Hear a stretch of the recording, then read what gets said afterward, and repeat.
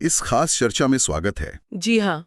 आज हम जीव जगत के वर्गीकरण की कुछ, आप कह सकते हैं, अहम परतों को खोलेंगे। जी हाँ, और हमारे पास जीव विज्ञान से जुड़े कुछ स्रोत हैं। हाँ, ये स्रोत खासतौर पर मछलियों मतलब पिसीज वर्ग और चार पैरों वाले जानवरों यानी टेट्रापोडा पर फोकस करते हैं। और कुछ जरूरी कीटों के वर्गीकरण पर भी ये रोशनी डालते हैं। बिल्कुल। तो हमारा इरादा यही है कि इन स्रोतों से जो मुख्य जानकारी है उसे समझें। हाँ, कि भाई अलग अलग जीव समूहों की क्या खासियतें हैं, उनको कैसे बांटा गया है। और कुछ अनोखे उदाहरण भी देखेंगे, है ना? हाँ, और ये भी कि ये जीव अपने माहौल में, अपने वातावरण में कैसे ढल जाते हैं। ये तो कमाल की बात है। अच्छा, कभी सोचा है कि कुछ मछलियां बिजली पैदा कर सकती हैं? अरे हाँ, या कुछ तो हवा में उड़ती सी दिखती हैं? और ऐसे स्तनधारी भी हैं जो अंडे देते हैं। बिल्कुल। चलिए, तो फिर इन्हीं रोचक तथ्यों और वर्गीकरण की दुनिया में जरा गहराई से उतरते हैं। हाँ, शुरुआत करते हैं महावर्ग मत्स्य से। यानी मछलियों से। तो ये महावर्ग मत्स्य, जिन्हें हम आमतौर पर मछली कहते हैं, इन स्रोतों के हिसाब से ये पानी में रहने वाले जीव हैं। जी। इनका शरीर अक्सर वो धारारेखित मतलब नाव जैसा होता है, ताकि पानी में आसानी से तैर सके। हाँ, स्ट्रीमलाइन्ड बॉडी कहते हैं उसे। और पैरों की जगह इनमें तैरने के लिए फिन्स होते हैं। पंख। अच्छा, तो इनके पानी में रहने के लिए और क्या खास बातें हैं? देखिए, पानी में सांस लेने के लिए इनके पास क्लोम यानी गिल्स होते हैं। और एक और अहम बात है, इनका दिल वो सिर्फ 2 कक्षीय होता है। सिर्फ 2 चेम्बर? हाँ, और ये सिर्फ अशुद्ध रक्त पंप करता है। रक्त की सफाई गिल्स में होती है। अच्छा, मतलब ये जमीन वाले जीवों से थोड़ा कम कुशल हुआ? कह सकते हैं, पानी के हिसाब से ठीक है। और हाँ, इनमें बाहरी कान नहीं होते। ओके। और इनकी त्वचा पर वो शल्क स्केल्स होते हैं, एक कवच जैसा? जी, वो सुरक्षा देता है। और ये असमतापी होती हैं, यानी कोल्ड ब्लडेड। कोल्ड ब्लडेड मतलब इनका तापमान बाहर के पानी के हिसाब से बदलता रहता है। बिल्कुल। इन्हें गर्मी के लिए बाहरी स्रोत चाहिए, जैसे धूप वाली जगह। वर्गीकरण कैसे किया गया है इनका? मुख्य रूप से 3 वर्ग थे। एक तो प्लैकोडर्माई, जो अब विलुप्त हो चुके हैं। वो कवच वाली मछलियां? हाँ। बाकी 2 हैं कॉन्ड्रिक्थीस यानी उपास्थि वाली मछलियां, और ऑस्टिकथीस यानी हड्डी वाली मछलियां। तो प्लैकोडर्माई तो गए, हम बाकी 2 पे ध्यान देते हैं। पहले कॉन्ड्रिक्थीस। जी, कॉन्ड्रिक्थीस। इनका ढांचा हड्डी का नहीं बल्कि उपास्थि मतलब कार्टिलेज का होता है। नरम हड्डी? हाँ। अच्छा, तो ये कार्टिलेज का कंकाल ये बस पुराना है या इसका कोई फायदा भी है? सवाल अच्छा है। उपास्थि हड्डी से हल्की और ज्यादा लचीली होती है। तो शार्क वगैरह को तेजी से मुड़ने में मदद मिलती होगी? हाँ, शिकार करने में। हालांकि ये हड्डी जितनी मजबूत नहीं होती। इसका एक मशहूर उदाहरण है स्कोलियोडॉन। डॉगफिश या शार्क? जी, शिकारी होती हैं ये। और कई शार्क बच्चे देती हैं, मतलब विविपेरिस होती हैं। ये मछलियों में जरा कम होता है। और इसी वर्ग में वो कमाल की टॉर्पीडो भी आती है, विद्युत मछली। हाँ, टॉर्पीडो या इलेक्ट्रिक रे, ये वाकई अनोखी है। चपटी होती है, शल्क नहीं होते। और बिजली कितनी पैदा करती है? इसके पास खास अंग होते हैं जो 50-60 वोल्ट या कभी-कभी उससे भी ज्यादा बिजली पैदा कर सकते हैं। अरे वाह, शिकार और बचाव दोनों के लिए? बिल्कुल, शिकार को बेहोश करने और खुद को बचाने दोनों में काम आती है। सोचिए कितना जबरदस्त अनुकूलन है। प्रकृति ने क्या गजब के तरीके निकाले हैं। वाकई हैरान करने वाली बात है ये। है ना? अच्छा, तो उपास्थि वाली मछलियों से आगे बढ़कर अब ऑस्टिकथीज वर्ग की बात करते हैं। जी, ऑस्टिकथीज। इनमें वो सब मछलियां आती हैं जिनका कंकाल हड्डी यानी अस्थि का बना होता है। और ये मछलियों का सबसे बड़ा समूह है? हाँ, सबसे बड़ा और सबसे विविध। ये आपको हर तरह के पानी में मिलेंगी। समुद्र, नदी, तालाब, झील। हड्डी का कंकाल ज्यादा मजबूत होता होगा? हाँ, सहारा ज्यादा मिलता है तो ये बड़ी भी हो सकती हैं।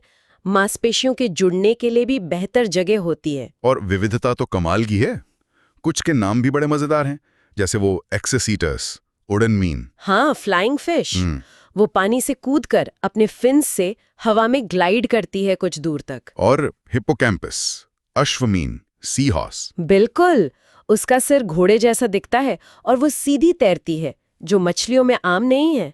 पर सबसे अनोखी बात तो उसकी प्रजनन प्रणाली है ना? हाँ, नर अश्वमीन के पेट पर एक थैली होती है, भ्रूणधानी यानी ब्रूड पाउच। अच्छा। मादा उसी थैली में अंडे दे देती है और फिर अंडों का निषेचन और बच्चों का पूरा विकास वो नर की थैली में ही होता है। नर बच्चों को पालता है? हाँ, ये तो सचमुच अद्भुत है। प्रकृति में लैंगिक भूमिका का क्या उदाहरण है ये? है ना। और भी हैं, जैसे प्रोटोप्टेरस यानी फुफ्फुसमीन या लंगफिश। हाँ, लंगफिश मतलब फेफड़े। हाँ, उसमें फेफड़ों जैसे अंग होते हैं, तो वो हवा में भी सांस ले सकती है, खासकर जब पानी सूखने लगे। ये तो मछली और जमीन के जीवों के बीच की कड़ी जैसी लगती है। कुछ हद तक। और वो गैम्बूसिया मछली, मच्छरमीन, वो मच्छरों के लार्वा खाती है। अरे वाह, मलेरिया कंट्रोल में मददगार। जी, और हमारी जानी पहचानी रोहू, कतला, मांगूर, ये सभी ऑस्टिकथीजी हैं। और सुनहरी महसीर, जिसे मछलियों का बाघ कहते हैं, वो भी इसी वर्ग में अपनी ताकत और साइज के लिए मशहूर है। तो मछलियों में हमने देखा कंकाल अलग, सांस लेने के तरीके अलग, प्रजनन के तरीके भी अलग। कमाल की विविधता है। हाँ, ये सब अनुकूलन उन्हें अलग अलग पानी के माहौल में कामयाब बनाते हैं। अच्छा, तो मछलियों के बाद जीवन जमीन की तरफ कैसे बढ़ा? अब बात करते हैं महावर्ग चतुष्पादा की। चतुष्पादा, टेट्रापोडा, यानी 4 पैरों वाले जीव।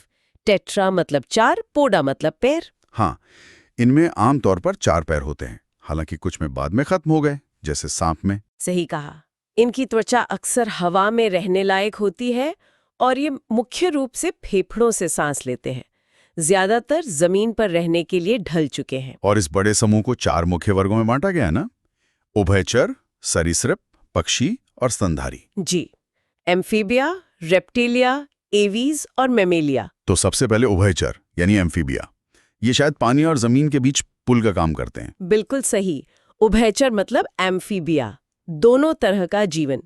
ये पानी और जमीन दोनों पर रह सकते हैं। इन्हें मछलियों से और सरीसृपों के बीच का माना जाता है। हाँ, और मछलियों की तरह ये भी असमतापी होते हैं, कोल्ड ब्लडेड। इनकी त्वचा भी तो खास होती है, चिकनी, ग्रंथियों वाली, शल्क नहीं होते उस पर। जी हाँ, और वो त्वचा सांस लेने में भी मदद करती है ना रोचक? लार्वा जैसे मेंढक का टैडपोल, वो गिल से सांस लेता है पानी में। और बड़ा होने पर? वयस्क होने पर ये फेफड़ों से, अपनी नम त्वचा से और मुंह के अंदर की परत से भी सांस ले सकते हैं। अरे वाह। और इनका दिल, वो 3 कक्षीय होता है। 3 कक्षीय मतलब ऑक्सीजन वाला और बिना ऑक्सीजन वाला खून थोड़ा मिल जाता है। हाँ, मछलियों के 2 कक्षीय दिल से बेहतर, पर पक्षियों और स्तनधारियों के 4 कक्षीय जितना कुशल नहीं। इसीलिए शायद इनकी एक्टिविटी थोड़ी सीमित होती है। और प्रजनन के लिए पानी जरूरी है इनको। हाँ, ये अपने अंडे पानी में ही देते हैं। मेंढक, सैलामेंडर और वो इक्थियोफाइस, बिना पैरों वाला उभयचर, वो इसके उदाहरण हैं। तो ये दोहरी जिंदगी जीते हैं। पानी पर निर्भरता दिखाती है कि जमीन पर पूरी तरह कब्जा नहीं कर पाई ये। हाँ, ये विकास के सफर का एक अहम पड़ाव है। अब अगले वर्ग पर चलते हैं, सरीसृप यानी रेप्टिलिया। क्या इन्हें जमीन का असली विजेता कह सकते हैं? हाँ, कह सकते हैं। कई मायनों में सरीसृप जमीन पर जीवन के लिए उभयचरों से बेहतर अनुकूलित हैं। रेप्टिलिया मतलब रेंग कर चलने वाले। हाँ, हालांकि कुछ पानी में भी रहते हैं, जैसे कछुए, मगरमच्छ। हाँ, पर ज्यादातर पूरी तरह जमीनी है। ये भी असमतापी हैं, धूप सेकर तापमान कंट्रोल करते हैं। और इनकी त्वचा सूखी होती है और उस पर वो सींग जैसे शल्क, हार्नी स्केल्स। जी, वो पानी का नुकसान रोकते हैं। जमीन पर रहने के लिए ये बहुत जरूरी है। और इनके अंडे, वो जमीन पर दिए जा सकते हैं। ये बड़ी बात है। हाँ, यही इनकी सबसे बड़ी कामयाबी है। सरीसृप ऐसे अंडे देते हैं जिन पर एक कवच होता है, सख्त या चमड़े जैसा। एमनियोटिक एग कहते हैं इसे। तो अंडा सूखता नहीं है? बिल्कुल। भ्रूण जमीन पर ही विकसित हो सकता है। इसने सरीसृपों को पानी से आजादी दिला दी। दिन भी इनका बेहतर होता है। हाँ, लगभग 4 कक्षीय। मगरमच्छ में तो पूरा 4 कक्षीय होता है और सांस सिर्फ फेफड़ों से लेते हैं। उदाहरण, अजगर, कोबरा, छिपकली। जी, और एक खास जिक्र है स्फीनोडॉन का। हाँ, उसे जीवित जीवाश्म कहा गया है। इसका क्या मतलब है? स्फीनोडॉन, जो सिर्फ न्यूजीलैंड में मिलता है, एक बहुत पुराने सरीसृप समूह का अकेला बचा सदस्य है। उसमें आज भी वो खासियतें हैं जो करोड़ों साल पहले के सरीसृपों में थीं और बाकी में बदल गईं। तो उसे देखकर हमें शुरुआती विकास की झलक मिलती है। दिलचस्प। और सांपों में पैर नहीं होते और निचला जबड़ा लचीला होता है शिकार निगलने के लिए। हाँ, ये भी गजब का अनुकूलन है। तो शल्कों वाली त्वचा और जमीन पर देने लायक अंडे, ये सरीसृपों के लिए क्रांतिकारी थे। अब आते हैं उस समूह पर जिसने आसमान पर राज किया, पक्षी यानी वर्ग एवीज। पक्षी। इनकी पहचान ही परों यानी फेदर्स से है। जो सिर्फ उड़ने में नहीं बल्कि शरीर गर्म रखने में भी मदद करते हैं। बिल्कुल। इनकी आगे की टांगें पंखों यानी विंग्स में बदल गई हैं। ज्यादातर उड़ते हैं, हालांकि शुतुरमुर्ग जैसे कुछ नहीं उड़ सकते। और ये समतापी होते हैं ना, वार्म ब्लडेड। जी हाँ, ये अपना शारीरिक तापमान स्थिर रख सकते हैं, चाहे बाहर मौसम कैसा भी हो। और गर्म खून वाले होने के लिए ज्यादा ऊर्जा चाहिए होगी, बेहतर ऑक्सीजन सप्लाई। बिल्कुल। इसीलिए पक्षियों का दिल पूरी तरह से 4 कक्षीय होता है, ताकि ऑक्सीजन वाला और बिना ऑक्सीजन वाला खून बिल्कुल अलग रहे। हाँ, और शरीर में ऑक्सीजन की सप्लाई बहुत कुशल हो। उड़ान के लिए जरूरी है। इनकी हड्डियां भी अक्सर खोखली होती हैं ताकि शरीर हल्का रहे। और ये भी अंडे देते हैं, कठोर कवच वाले, जैसे कबूतर, गौरैया। जी आकार में भी गजब की भिन्नता है इनमें। हाँ, शुतुरमुर्ग सबसे बड़ा पक्षी, उड़ नहीं सकता पर तेज दौड़ता है। और दूसरी तरफ हमिंगबर्ड, सबसे छोटा पक्षी, हवा में एक जगह रुक भी सकता है। और कोयल का व्यवहार वो तो बड़ा अजीब है। हाँ, कोयल अपने अंडे खुद नहीं सेती, वो चुपके से कौवे या दूसरे पक्षियों के घोंसलों में रखाती है। और वो बेचारे पालते हैं। हाँ, इसे ब्रूड पैरासिटिज्म कहते हैं। बड़ी चालाक रणनीति है ये। तो उड़ने के लिए अनुकूलन, गर्म खून, कुशल दिल और कुछ अनोखे व्यवहार, ये पक्षियों की दुनिया है। अब आते हैं चतुष्पादा के आखिरी और शायद सबसे विकसित वर्ग पर, स्तनधारी यानी मैमेलिया। स्तनधारी यानी मैमल्स। हम्म, इनकी 2 सबसे खास पहचान है। एक तो त्वचा पर बाल या रोएं यानी हेयर या फर, जो शरीर गर्म रखते हैं। जी। और दूसरी मादाओं में स्तन ग्रंथियां यानी मैमरी ग्लैंड्स, जिनसे वो बच्चों को दूध पिलाती हैं। इसी से इनका नाम स्तनधारी पड़ा। और ये भी पक्षियों की तरह समतापी यानी गर्म खून वाले होते हैं। दिल भी 4 कक्षीय। बिल्कुल। और ये बच्चे पैदा करते हैं, है ना? पर शायद इसमें भी कुछ अलग अलग तरीके हैं, जैसे मनुष्य, कंगारू, चमगादड़, डॉल्फिन, ये सब स्तनधारी हैं। इनके उपवर्ग क्या हैं? हाँ, ज्यादातर स्तनधारी बच्चे पैदा करते हैं, विविपिरिस होते हैं। लेकिन कुछ बहुत रोचक अपवाद हैं। इन्हें 3 मुख्य उपवर्गों में बांटा जाता है। पहला है प्रोटोथीरिया। प्रोटोथीरिया। इसमें क्या खास है? सबसे हैरान करने वाली बात, इस समूह के स्तनधारी अंडे देते हैं। क्या? स्तनधारी और अंडे? हाँ, ये सरीसृपों और स्तनधारियों के बीच की कड़ी जैसे लगते हैं। ऑस्ट्रेलिया और न्यू गिनी में मिलने वाले डकबिल, प्लैटिपस और एकिडना इसके उदाहरण हैं। अंडे देने वाले स्तनधारी, ये तो वाकई प्रकृति का अजूबा है। विकास कितना जटिल है।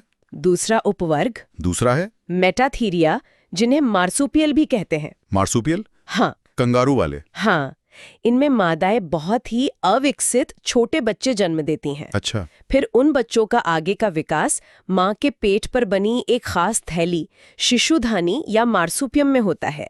वहीं वो दूध पीकर बड़े होते हैं। कंगारू सबसे मशहूर उदाहरण है इसका। जी। और तीसरा उपवर्ग जिसमें हम भी आते हैं, वो है यूथीरिया या प्लेसेंटल मैमल। प्लेसेंटल, जी। मतलब इनमें भ्रूण का विकास माँ के शरीर के अंदर गर्भाशय में होता है और उसे पोषण मिलता है प्लेसेंटा नाम की खास चीज से। अच्छा, ये जन्म के समय ज्यादा विकसित होते हैं।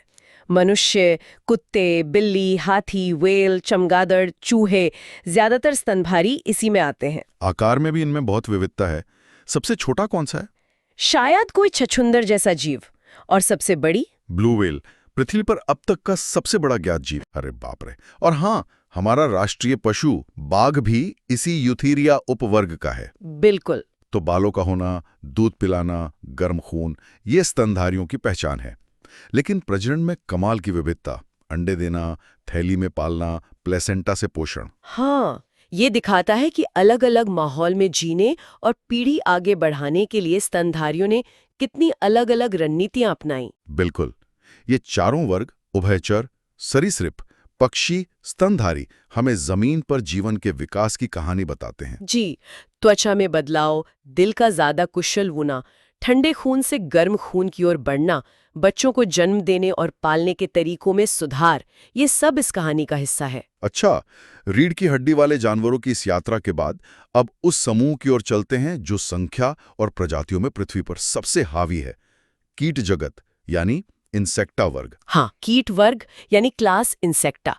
ये जंतु जगत का सबसे बड़ा वर्ग है। सोचिए, 10 लाख से ज्यादा ज्ञात प्रजातियां। 10 लाख, और शायद कई लाख अभी खोजी जानी बाकी हैं। बिल्कुल। इनके अध्ययन को कीटशास्त्र या एंटोमोलॉजी कहते हैं और ये हमारे जीवन पर बहुत गहरा असर डालते हैं, कुछ फायदेमंद तो कुछ बहुत नुकसानदायक। पहले जरा नुकसान वालों की बात कर लें। खेती में तो ये बड़ी आफत लाते हैं। बिल्कुल, कुछ तो सीधे फसल चट कर जाते हैं, जैसे टिड्डी दल, आलू या चने के पिल्लू, कैटरपिलर। हाँ, वो तना काट देते हैं। कुछ पौधों का रस चूसकर उन्हें कमजोर करते हैं, जैसे कपास का हरा तेला, गन्ने का पायरेला, धान की गंधी बग। और कुछ अंदर घुस जाते हैं, फल या तने में। हाँ, जैसे कपास की सुंडी या गन्ने की गिडार। इनका आर्थिक नुकसान बहुत ज्यादा होता है। और इंसानों और जानवरों के लिए भी तो कई कीट मुसीबत हैं। हाँ, घरों में कॉकरोच, चींटियां, कुछ डंक मारते हैं, मधुमक्खी, ततैया, कुछ ब्रिंग। जूं, खटमल, पिस्सू, ये तो खून चूसते हैं। जी, परजीवी हैं ये और कुछ चीजें खराब करते हैं। दीमक लकड़ी खा जाती है, सिल्वरफिश कपड़े या किताबें। पर सबसे खतरनाक तो वो हैं जो बीमारियां फैलाते हैं। सही कहा, मादा एनोफिलीज मच्छर से मलेरिया, एडीज मच्छर से डेंगू, चिकनगुनिया, घरेलू मक्खी से टाइफॉइड, हैजा, और चूहों पर रहने वाले पिस्सू, प्लेग। हाँ, अतीत में ये भयानक महामारी का कारण बने थे। ये जन स्वास्थ्य के लिए गंभीर चिंता है। सही बात है। लेकिन यहाँ कहानी का दूसरा पहलू भी है। बहुत सारे कीट फायदेमंद भी तो हैं, जैसे मधुमक्खी। मधुमक्खी बेहतरीन उदाहरण है।